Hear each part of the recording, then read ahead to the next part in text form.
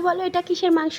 সবাই দেখে হয়তো ভাবছো এটা খাসির মাংস, কিন্তু না, এটা কিন্তু হাঁসের মাংসের মাংস। খেতে যতটাই না টেস্টি, এটা কিন্তু পরিষ্কার করা ততটাই কঠিন একটা কাজ। 1 থেকে 1.5 ঘন্টা ধরে আমি আর নানিমা হাঁসটাকে পরিষ্কার করেছি। এইদিকে কিন্তু মা হাঁসের মাংস রান্না করতেও শুরু করে দিয়েছে। মা রান্না করছে আর আমি কিন্তু মায়ের পাশে একটু বসেছিলাম। আচ্ছা, তোমাদের কার কার হাঁসের মাংস ভালো লাগে? তারপর একটু ঘরে চলে এলাম, আমার মেয়েকে ঘুম পাড়িয়ে রেখে গিয়েছিলাম, তাই তাকে একটু দেখতে। আর এসে দেখি এই দেখো, ঘুম থেকে জেগে গিয়েছে তবুও কিন্তু একটু কান্না করেনি। আর আমাকে ভিডিও করতে দেখে তো লজ্জা পেয়ে মুখটাকে ঘুরিয়েই নিল। আর আমার সোনা মেয়ের রাগ দেখে কিন্তু আমি ওকে একটু আদরও করে দিলাম।